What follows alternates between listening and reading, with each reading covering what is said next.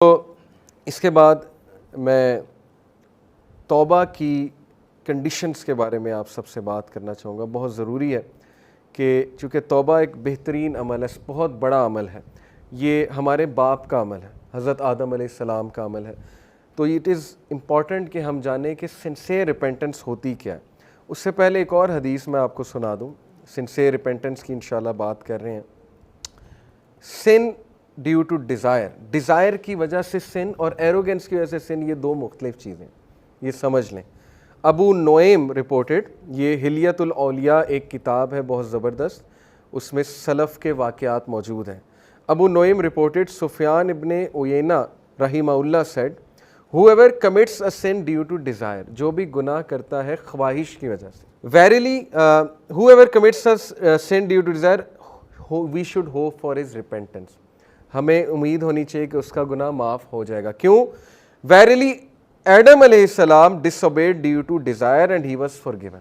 کیونکہ ہمارے باپ آدم علیہ السلام نے ڈیزائر کی وجہ سے, ڈیزائر تھی نا کہ اللہ نے منع کیا ٹری سے نہیں کھانا, سیلف کنٹرول ظاہر ہے لوز ہو گیا فار واٹ ایور ریزن, اور ڈیزائر کی وجہ سے جو ہے یا کیوریوسٹی کی وجہ سے ہے, گناہ کر بیٹھے. تو انہوں نے کہا کہ انہوں نے سفیان ابن عیینہ نے کہ اگر کوئی شخص ڈیزائر کی وجہ سے گناہ کرتا ہے تو اس کی معافی ہے. But if a sin is committed due to pride and arrogance, then fear that the perpetrator may be cursed. لیکن اگر کوئی شخص متکبر ہو کر, اور جیسے فرعون تھا, انا ربکم الاعلی, تکبر, ایک تو گناہ کر رہا ہے, بچوں کو مار رہا ہے, آگے سے اعلان کر رہا ہے کہ میں رب ہوں, میں زندگی دیتا ہوں, میں موت دیتا ہوں, تو یہ والا جو سن ہے اس کے بارے میں ہے کہ that person will be cursed. Verily Iblis disobeyed due to pride and he was cursed. انہوں نے کہا کتنا خوبصورت کمپیریزن ہے کہ آدم علیہ السلام نے بھی گناہ کیا لیکن وہ گناہ ڈیزائر کی وجہ سے تھا, پھسل گئے, لیکن ابلیس کا جو گناہ تھا وہ تکبر کی وجہ سے تھا, وہ پرائڈ کی وجہ سے تھا, تو وہ کرسڈ ہو گیا, اسی لیے ہم اسے رجیم کہتے ہیں. تو اگر آپ کسی کو گناہ میں مبتلا دیکھیں تو اس کو پہلی تو بات جج نہ کریں, کیونکہ وہ شخص سٹرگل کر رہا ہے.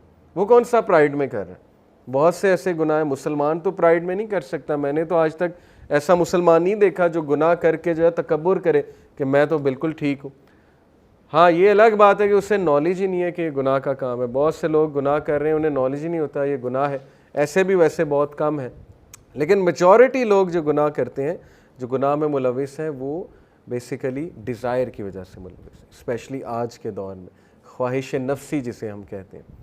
تو اس کی توبہ بالکل ہے, اللہ کے توبہ کے دروازے جو ہے بالکل کھلیں, اور 6 گھنٹے ہمارے پاس ہوتے ہیں اس سے پہلے کہ ہم ریپینٹنس کریں. ٹرو ریپینٹنس کیا ہے؟ اللہ تعالیٰ نے سورہ ہود میں چیپٹر 11 ورس 3 میں کہا کہ seek the forgiveness of your lord and turn to him with sincere repentance. اللہ کی طرف رجوع کرو, اللہ سے توبہ کرو.